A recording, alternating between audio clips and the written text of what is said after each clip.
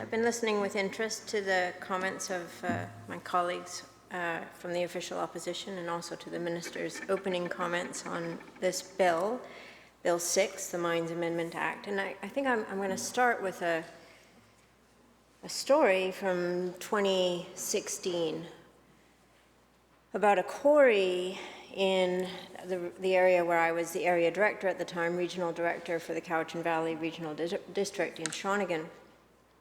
And there was a quarry operator that local residents had been monitoring the activities at this site, and they determined that this operator had been quarrying for some time outside of his mine's permitted area on his property.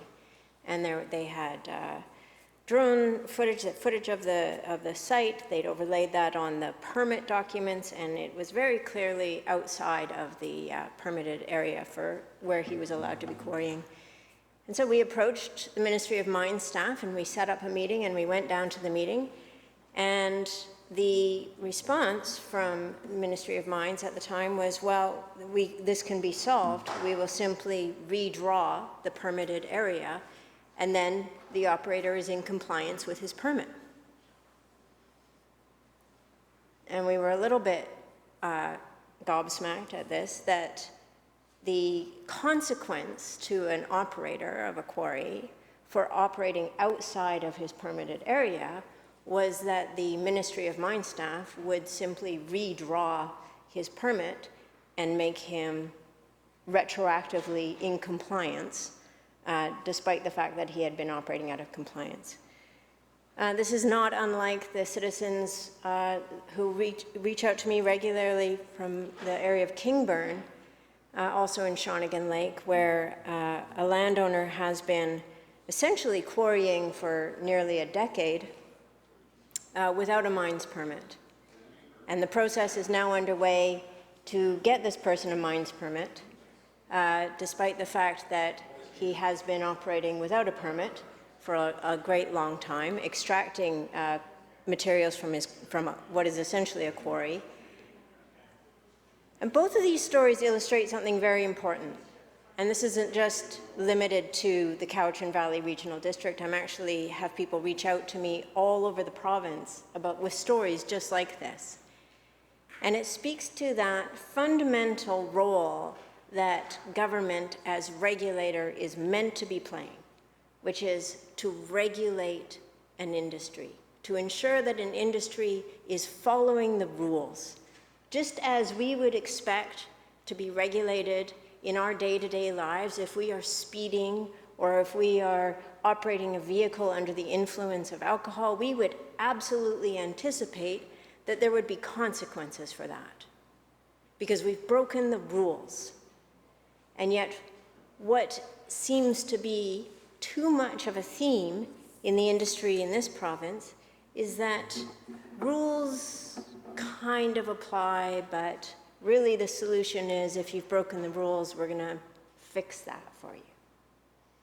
And so that undermines public trust. It undermines public trust in government as a regulating body. It undermines public trust in the industry. And it causes citizens to question, why is it that some industries get to break the rules, get to flout the rules, and yet I, as a citizen, am expected to follow those rules? And both of the members from the official opposition have cited the Mount Polley example, the worst mining disaster in Canadian history. And it was certainly very much a wake-up for those of us in Shawnigan who were engaged in trying to prevent a kind of disaster in our own community, to see how that played out. And both of the members from the opposition have talked about how unfortunate that situation was. But what's interesting is that when they were in government and the recommendations came out from the Auditor General's report on compliance and enforcement in the mining sector, the main recommendation number one from that report from the Auditor General was, we recommend that the Government of British Columbia create an integrated and independent compliance and enforcement unit for mining activities with a mandate to ensure the protection of the environment. And today's bill goes a long ways towards achieving that. However, the government's response at the time, the former government, was government does not support the need for reorganization of the ministries. Business as usual. Another recommendation from the Auditor General's report at the time was to recognize the role that professional reliance and an over-reliance on qualified professionals had played.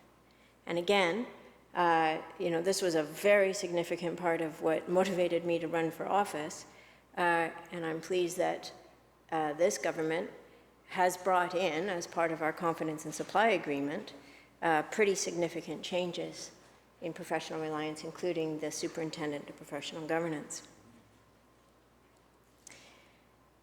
Listening to the comments of the official opposition, it made me think about the role of proper oversight and regulation of an industry.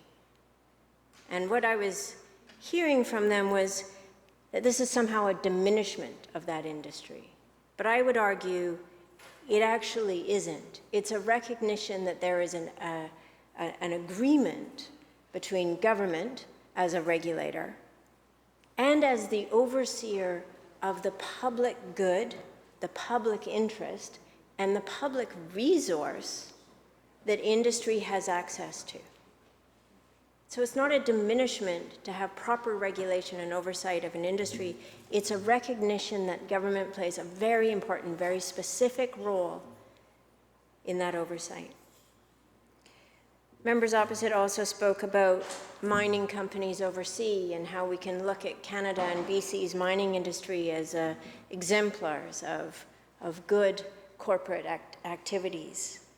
And I had a couple of thoughts on that. One was, I really have a challenge with the kind of arguments around this sector is behaving very poorly in other countries, therefore we should give more leeway in our country because we're at least not that bad, and therefore we shouldn't have proper oversight and regulation. And in fact, that kind of race to the bottom argument is very dangerous and very problematic. And I would also point out that there are BC-based mining companies that are operating overseas that have some pretty significant concerns about human rights and environmental activities.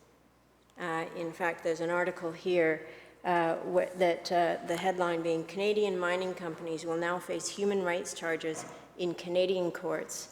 And those are mines operating in Guatemala and Africa, where there have been human rights abuses. And so I actually do not accept the argument that because mining companies in other parts of the world may not be operating to the kind of standard that we would like to see, that therefore we don't want to raise the standards here. We need to be global leaders.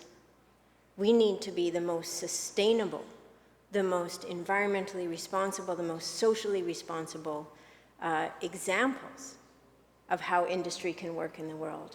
We don't look at other parts of the world and say, well, at least we're not as bad as that, therefore we don't have to worry about this. So the measures included in Bill 6, this Mines Amendment Act, appear to be a good step in advancing legislated requirements relating to accountability and transparency in the mining sector. Bill 6 seeks to formalize the organizational changes in legislation by formally separating specific authorities and decision-making powers under the Mines Act to ensure authorizations and permitting are separate from enforcement and auditing powers. Again, I think about, as residents of Shawnigan, it would have been very good to be able to have another body to say, we're not satisfied with the actions here. When somebody's been operating out of compliance and the regulator says, well, we'll just fix that for that person, it would have been beneficial to have somebody else to seek oversight in that situation. The Act will enhance compliance and enforcement provisions and add a provision requiring that reclamation be performed in bankruptcy cases related to the Redwater decision. And clearly, there's a history not only in the mining sector, but in other resource sectors where the reclamation and cleanup from a site is left to taxpayers. And that is an unacceptable situation. On paper, these changes are good, but it's hard not to be cynical, given our history, the rapidly worsening environmental degradation that we've seen here in BC and around the world, and the cases that proved why we need to make many of these amendments. In discussions about mining, and just as in the comments that I heard from the members opposite, I'm often left feeling like a fundamental kind of forgetting seems to happen. Yes, we want to celebrate the glorious days of the past, the great boom and bust golden days of big mining towns, and go visit places like Barkerville, which I have visited with my family, and we absolutely loved our time there. But it doesn't mean that we don't want to keep striving to do better. We know more now. We understand the impacts of environmental degradation. We understand the impacts of selenium in groundwater, or the impacts of selenium on fish populations. We understand the impacts of air pollution. And so with our growing knowledge, we want to continually strive for better, for more excellence. I worry that we forget also that these resources belong to every British Columbian. And as such, the benefit, not just the cost, as has often been the case, the benefit should extend to every British Columbian. Of course, there are going to be costs associated with resource extraction, but when these costs are paid disproportionately by the public and the profits accumulate disproportionately with corporations, governments need to seriously reevaluate their allegiance. And again, the members opposite were talking about the need for competitiveness, and yet just last year, some subsidies to the mining industry to the tune of about $15 million a year were made permanent. These had recently been renewed year over year. They're now permanent. I think we do quite a bit to encourage this industry in our province. There was a trend of deregulation with the last government in this province, and we are still digging out of that hole. As stated in Dermot Travis's final article, published just this month in the Times Colonist, quote, in 2001, there were 2,021 mine inspections. The year after, the number dropped to 1,496, nearly 30% more than 2012, before reaching a 2004 decade low of 399 visits. As we work to improve our laws and regulations, we are still faced with tremendous losses that could prove nearly impossible to fully recover. Public trust, ecosystems, endangered species. For example, in March, Teck Resources said it was baffled by the fish collapse downstream of their BC mine. Baffled. Contamination from Teck's mines into the rivers of the Elk River watershed is a long-standing problem, well known to both the company and all levels of government. Scientists have been clear what would happen to fish populations if they continued to pollute the water. Now it's happening, and the company is baffled. I asked this government about the problem a year ago and was told that they were working on a new water treatment facility. Doesn't sound like it worked. Situations like this are not baffling, they are negligent. The willful destruction of this cutthroat trout population is an abdication of responsibility by both government and Teck Resources. Also from Dermot Travis's final article, he quoted the seniors advocate Isabel Mackenzie, who points out importantly that government must always remember we are not partners with industry, we are regulators. Our duty is not to competitiveness, it is to the people and the public interest of this province. I applaud the government for bringing in this act, and I look forward to seeing the questions and debate at committee stage. And I also recognize that this is one step, but that this province has been long overdue for a very long time in reforming the Mines Act in British Columbia, and I hope that there will be more work done on this front. Thank you.